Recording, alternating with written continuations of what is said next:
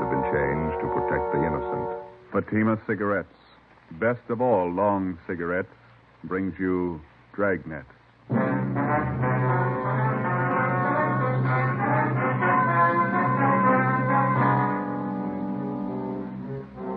You're a detective sergeant. You're assigned the homicide detail.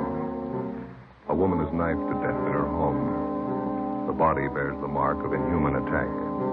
The killer escapes. Your job, get him. If you want a long cigarette, smoke the best of all long cigarettes. Smoke extra mild Fatima.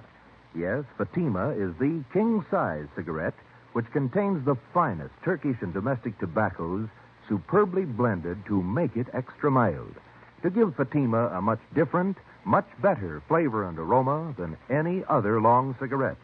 That's why Fatima has more than doubled its smokers coast to coast. Enjoy extra mild Fatima yourself. Best of all long cigarettes. It's wise to smoke extra mild Fatima. It's wise to smoke extra mild Fatima.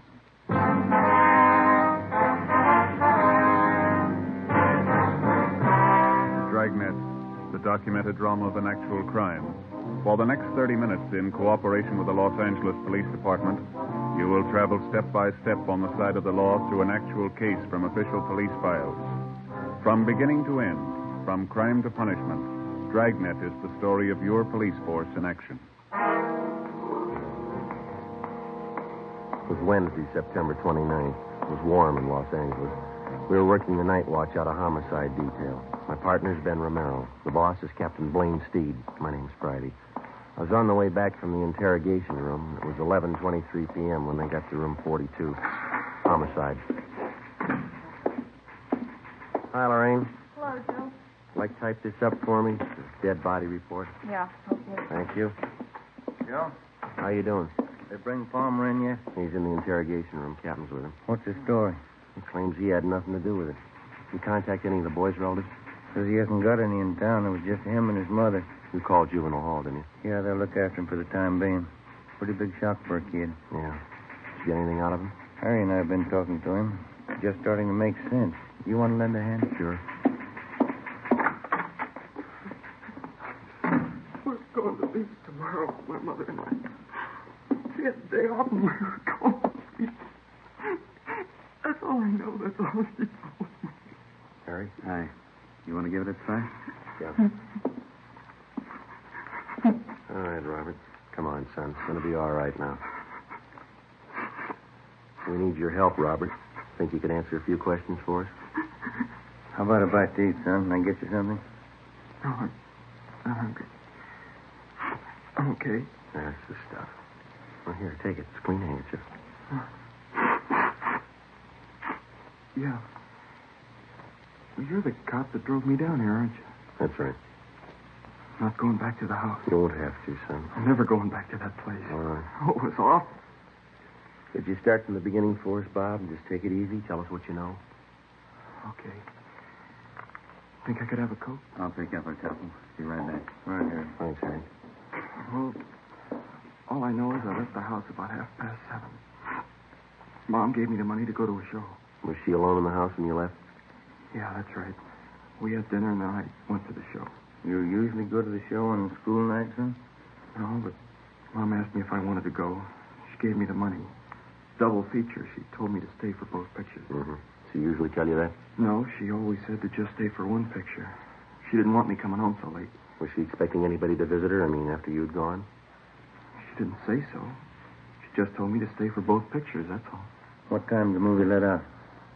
Almost 11 o'clock. Pretty late, so I went straight home. Mom was in the bedroom. She was on the floor. There was this knife, this big knife. What'd you do then, son? I ran outside, hollered. Wallace's came over from next door. Went inside and looked, and they called the cops. That knife you saw in the bedroom.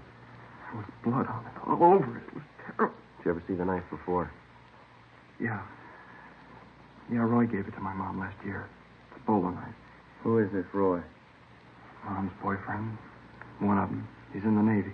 Was he at your house tonight? I told you it was just Mom and I.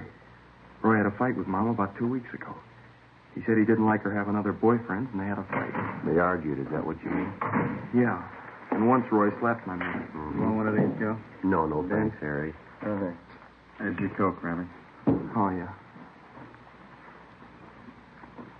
Son, did you know most of your mother's friends? Most of them, yeah. Can you think of any of them who might have wanted to hurt your mother? I don't know. Roy Palmer, maybe. He was mad at her. He's the only one I can think of. I don't know. I don't want to think about it anymore. All right, son. We won't bother you anymore tonight. Thanks a lot. Yeah. Beth, Mm-hmm. you want to follow through with juvenile hall, see if the boy's taken care of? Okay. You going to be in the interrogation room? Yeah, I got a few more questions for Roy Palmer. Right. Check you later. Okay.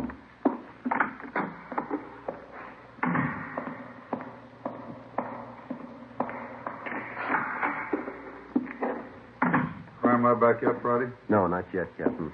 Just talked with the Reynolds boy. Yeah. Can't believe anything that kid tells you. He's a liar. He hates me. You give him reason to hate you, Palmer? The kid's a liar, that's all. You were his mother's boyfriend. He said 2 weeks ago you had a fight with her. Did you slap her? All right, I slapped her. That don't make it murder. I wasn't near that house last night, and I didn't kill her. We found your knife in her bag. Huh? A bolo knife, bone handle. It's not mine. I gave it to her a year ago for a present. Didn't even know she still had it. Look, why do you have to pick on me? Because you had a motive and you haven't got an alibi. What about all those bums you used to run around with? Why don't you ask them for alibis? When we find them, we'll ask them. Do you know any of them, Palmer? The other men that she went out with? How'd I know? The only time she ran around was when I was on sea duty. And how'd you know she was running around? Friends of mine. You saw her out with these guys. I get it. Interrogation room, Friday. Lee Jones, Joe. Just got back from the Dixon house. Anything? Off to a fast start. Leighton Prince checked the murder weapon, that knife. Dusted the handle. Yeah? Fingerprints, perfect set.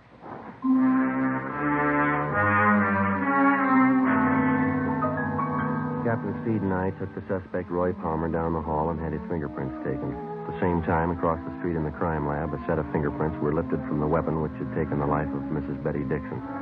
The two sets of prints were checked and rechecked. They didn't match. Every object in the murder house was gone over for fingerprints and further evidence. Roy Palmer's fingerprints were on none of them. He was released pending further investigation. The only suspect in one of the most savage murders in the history of the city was free. The next morning, Captain Steed and I met with Chief Detective Thad Brown. How about the dead woman's son? Did you talk to him again?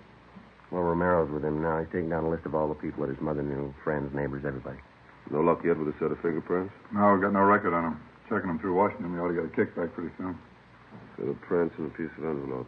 That's the physical evidence, huh? Yeah, one of the top corners off an envelope. It had a postmark on it, Sonoma. Sonoma. Tie in with anything yet? No, not so far. Might turn up when we start checking the victim's friends. They posted the body this morning. I guess you saw this coroner's report. Yeah, I did. I don't have to tell you, you're not after an ordinary killer. 23 knife wounds. Revenge motive, maybe.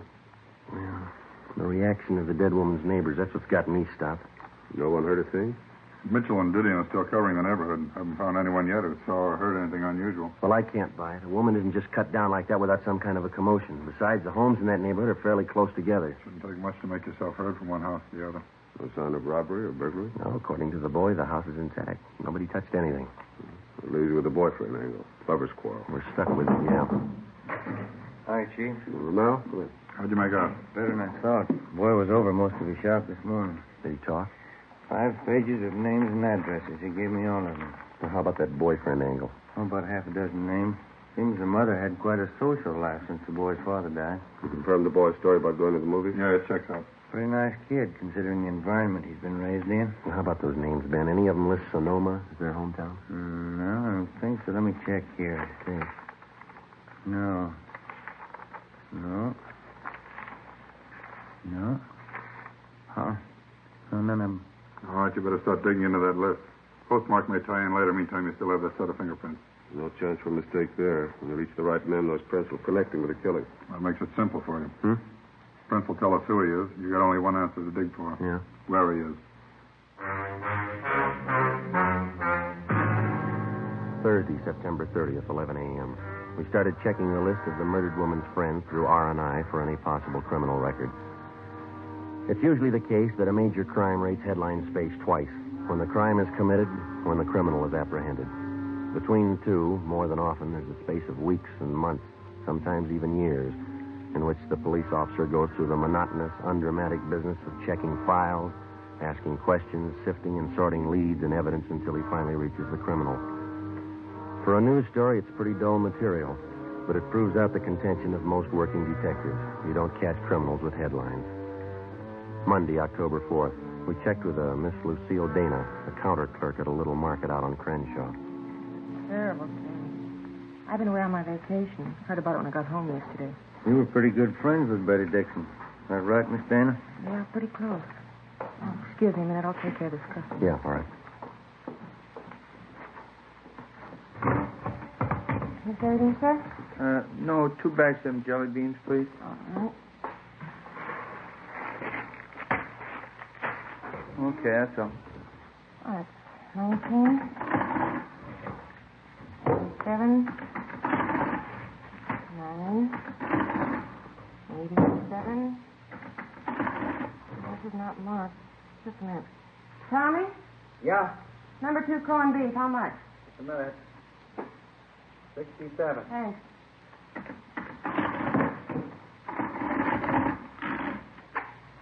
$2.17 out of 5.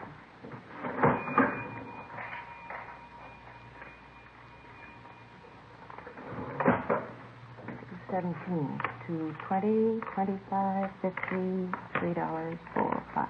Mm-hmm.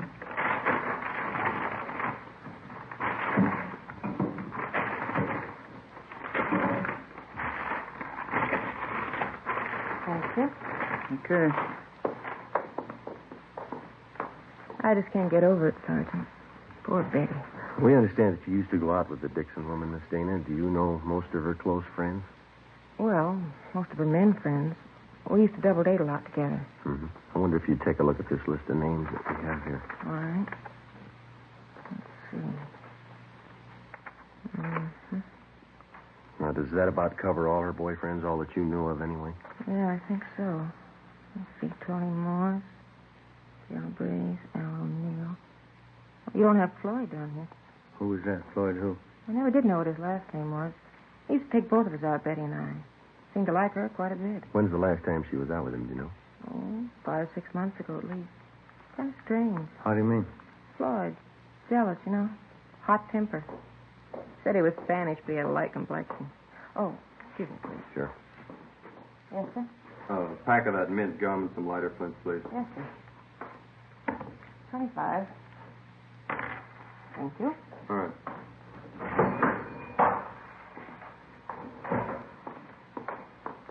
Could you describe this Floyd for us, Miss Dana? Well, he was kind of fresh and conceited in some ways. He was attractive.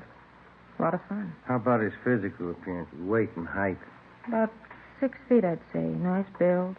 180 pounds, I guess. Mm-hmm. Dark hair, dark brown eyes. Good dancing. How do you and Miss Dixon get along? Oh, I don't think he did. Floyd and Betty used to fight all the time, but she used to fight with Roy Palmer, too. I don't think Floyd did. Is he in town now, do you know? No, I don't. As I say, last time I saw him was 6 months ago. Would you know if Mrs. Dixon saw him recently? If she did, she didn't tell me. You have no idea then where we could get in touch with this Floyd. Well, no, I don't. He's from up north originally. Is that so? Yeah, Sonoma. Ben and I went back to the office and got up a teletype to the Sonoma Police Department along with a description of the suspect named Floyd. Then we checked with the 16-year-old son of the murdered woman. He remembered the man called Floyd, and essentially his description of the suspect checked out with that given us by his mother's friend, Lucille Dana.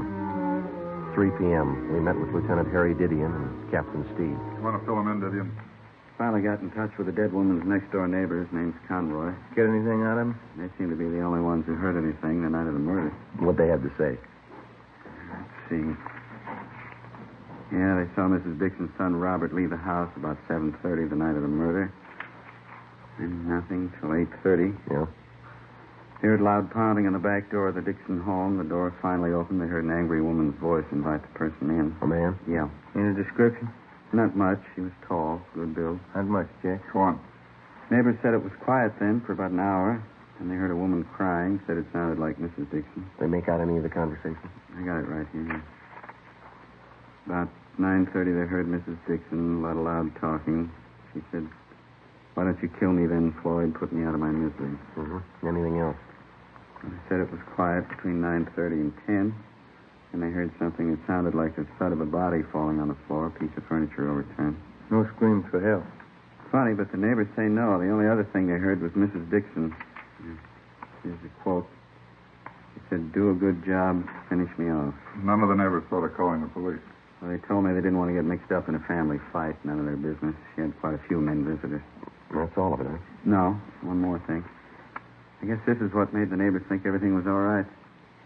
About 10:15, they heard a man's voice, couldn't make out any words. Then they heard Mrs. Dixon say, "Please kiss me goodbye." Mm-hmm. A few minutes after that, they heard someone leave for the back door. They see him? Not very good. I think it was the same man they saw go in. Pretty tall, good build. That's it. Where does it leave us? Pretty weird. How about that? Oh, I don't know. She was supposed to be a sane woman. She'd have to be pretty drunk to ask a man to kill her. The man would have to be pretty drunk to take her up on it. Why the killer used that bolo knife on the victim? That piece of envelope we found by the body. Yeah, it was postmarked Sonoma. There's a state mental hospital up there. Just a hunch. Maybe we're dealing with a maniac. 4 p.m., Monday. R&I could give us nothing because of the meager description. Ben and I checked out of the office and went over to the state building to the Department of State Institutions.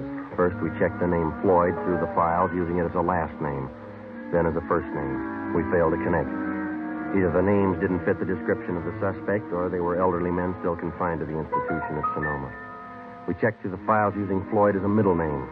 We came up with 2 recent parolees from Sonoma. Both matched the description almost perfectly. Both had the middle name of Floyd. We checked out the first one, Charles Floyd Johansson. We found out that he'd been returned to Sonoma almost a month before. The second parolee still had his freedom. We took a set of his fingerprints back to the office and had them checked out with a set of prints found on the murder weapon. How's it shape up, Joyce? Richard Floyd Coleman. That the right name? Yeah, any make? He's your killer.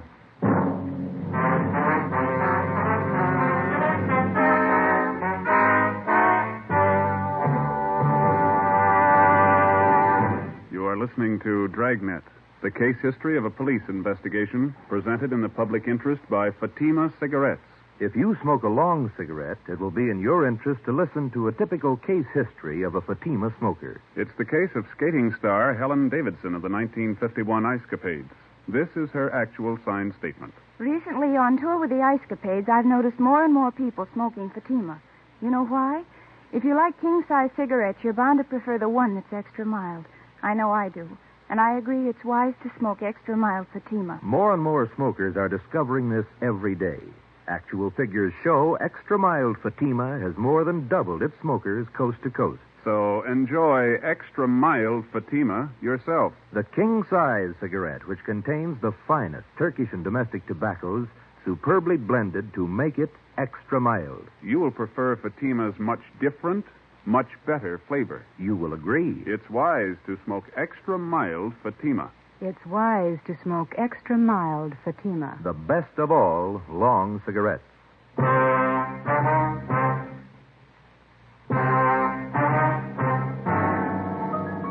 Monday, October 4th, 7 p.m. We got on an APB and a radiogram on Richard Floyd Coleman. We checked DMV for possible auto ownership. From his record, we found that he had been confined twice to the state mental hospital at Sonoma. The first time for a period of 2 years, the second time for 14 months. Hospital files showed us that on both occasions he had been committed by his older sister, Evelyn Coleman, his only living relative. Her address was listed as 5640 Upper Terrace, an apartment court in the East Wilshire district. We drove out to question her. In one of her apartment windows was a hand-lettered sign, seamstress, dresses made to order, Evelyn Marie Coleman. She turned out to be a tall, quiet girl in her 30s, gray eyes, brown hair. She worked on the sewing machine while we talked with her. I'm sorry to be so rude, Sergeant, but I have to have this blouse ready by 2 this afternoon. Miss Tyler's coming to call for it. That's perfectly all right, Miss Coleman. Exactly. What was it that you wanted to know? About your brother, Richard. Oh, anything wrong? No, we're just checking, that's all. We'd like to talk to him. Oh, what about? Routine check. We understand he spent some time up at Sonoma. Yes, he did. Richard's had a hard time of it. Doctors don't seem to know the trouble. Poor Richard, he's so mixed up. You're his only living relative? Yes, I am. Folks died when we were both young. Practically raised Richard myself. Have you seen your brother lately, Miss Coleman? No, not lately. Why? You any idea where we might contact him? Well, no, I don't. You see, he travels around the state a good deal. Oh, is he working? No. Well, but he writes from time to time. Oh, what was it you wanted to see him about, Sergeant? It's just routine questioning. We'd like to talk to him. Oh. Where was he when you last heard from him, Miss Coleman? Well, couldn't you tell me what you want to see him about? We'd just like to question him, that's all. Well, what about? You can tell me. Is your brother in the city now? Oh, I don't know.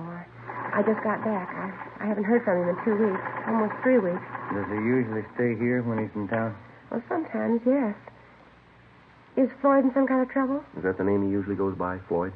Well, most of his friends call him Floyd. Why? You think he might be staying with one of his friends here in the city?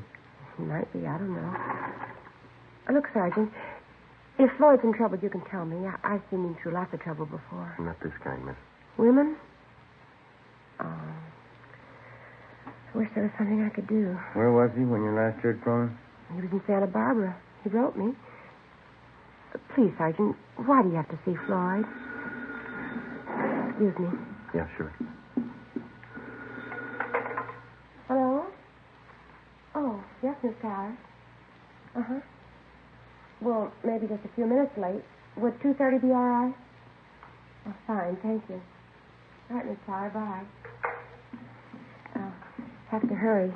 Mrs. Tyler's blouse. Sure, you go right ahead. I really don't make much of a dressmaker, but I'm saving up. I'm going to buy a place in the valley farther out. It'll be fine for Floyd and me. It'll be awfully good for him. Floyd has to get away from excitement. He's awfully nervous. Say, Miss Coleman. Yes, Sergeant? Are those your brother's suitcases in the alcove back there? Yes, they are. They've been there for a month. I keep his odds and ends for him. I'm sure he hasn't been here in the past month. Oh, yes, I'm sure. Please, Sergeant, why don't you tell me the truth? I've been through this before. There's trouble with Floyd. What is it this time? It's pretty bad. Well, what is it? We want to ask him about a murder. Oh, no, he wouldn't do that.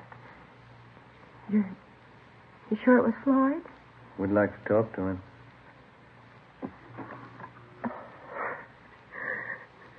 Floyd. Floyd. It didn't have to happen. I was going to buy a place in the valley. Floyd would have liked it there. I was going to take care of him out in the valley. Do you have any idea where we could find him, Miss Coleman? No, I don't. I don't know where he is. Santa Barbara, that's the last I heard.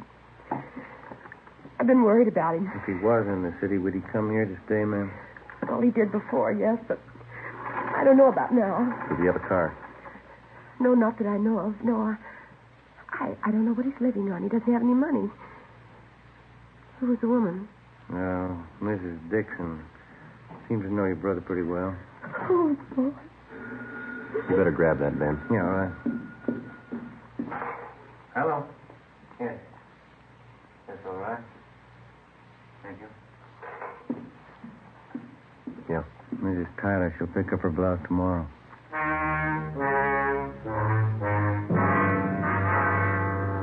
Ben and I left Evelyn Coleman's place and went back to the office. A stakeout was placed on her apartment.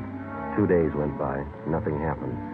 Despite the fact that the suspect's sister had promised to cooperate fully with us in locating her brother, a team of men was assigned to follow her wherever she went as insurance against any possible slip-up. As far as we were concerned, no precaution was out of reason. A maniac was on the loose in the city, the same maniac who had murdered the Dixon woman. He'd done it once, and if the urge was there, he'd do it again. We sweated out the next 3 days. On the afternoon of the 6th day, we got an urgent call from one of the parole officers in the State Institutions Department, a Miss Gertrude Vaughn. Ben and I went over and checked with her. Call came in about 20 minutes ago, Sergeant. Man's voice. What do you have to say? He wanted to talk to me about the Betty Dixon case. Seemed nervous. You say you knew anything about it? I didn't want to frighten him off asking too many questions. I got the idea he had something he wanted to get off his mind. Well, did he mention anything specific? I mean, names, places, anything like that? No, but I got the impression he knew quite a bit about the case. What else? He promised he'd be here by 4 o'clock. Said he'd be ready to talk. Mm-hmm. Well, it's 2:45 now. All right, Ben. Okay. Pull up a chair. We waited. 3:15, 3:30, 3:45. No sign of the anonymous caller. 4 p.m. Still no sign. We waited. At 4:30, the office door opened and a tall, thin girl with brown hair came in and walked straight toward the desk of Parole Officer Gertrude Vaughn. We saw Miss Vaughn motion the girl across the room toward us. It was Evelyn Coleman. Sergeant. Miss Coleman? How are you? I know where Floyd is. I'll take you to him. 4:35 p.m. Ben and I left the state building with Evelyn Coleman, got in our car, and drove north across the city, according to her directions, until we got on Highway 66. We continued driving north out of the city. Evelyn Coleman sat quiet in the back seat, looking at her hands folded in her lap. Except for directions, she said nothing. Approximately 3 miles out of the city, she directed us off onto a county highway. We drove east for a few miles, then we turned north onto an unpaved road lined with eucalyptus trees. We'd gone a little less than a mile when she directed us to pull up. We can walk the rest of the way. Okay. It's not far. All right. This way. Your brother been out here all this time? He didn't tell me.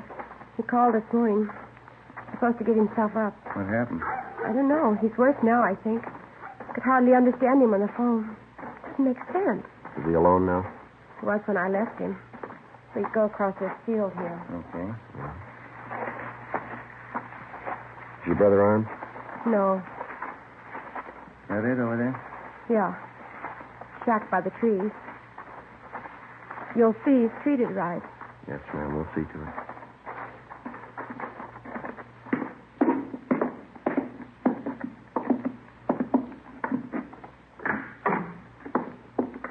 Evelyn? Evie? I brought them in, Floyd. They'll take you back. I'm Richard Floyd Coleman. I want to tell you I killed Betty Dixon. All right, Ben. I wanted to marry her. She didn't want it. She dared me to kill her. I grabbed a knife. We can talk about it later, huh? She was lying on the floor. She said, "Kiss me goodbye." I held on to her. She seemed to go to sleep. We have to go, Floyd. You tell him, Evie, I loved her. You tell him that. Yeah, I will. She dared me to kill her. She said I didn't have the nerve. She asked me to. Yeah, all right. Come on. Try to tell him that at the hospital. Yeah. I'm not crazy.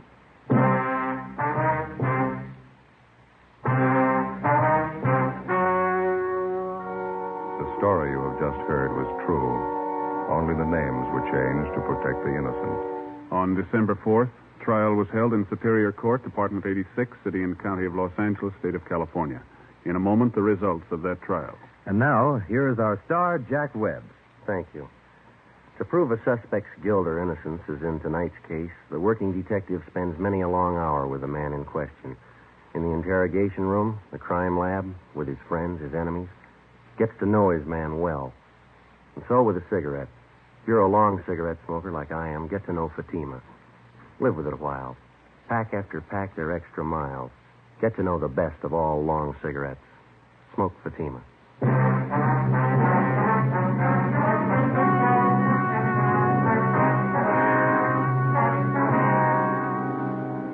Richard Floyd Coleman was examined by 6 psychiatrists appointed by the court and was found to be criminally insane. He was committed to the state mental hospital at Mendocino for an indefinite period of time.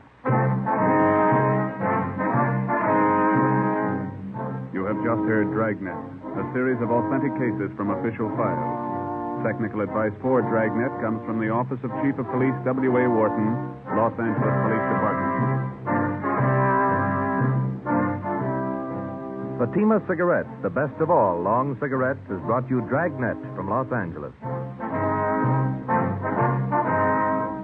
Sarah Berner is delightful in Sarah's Private Caper, next on NBC.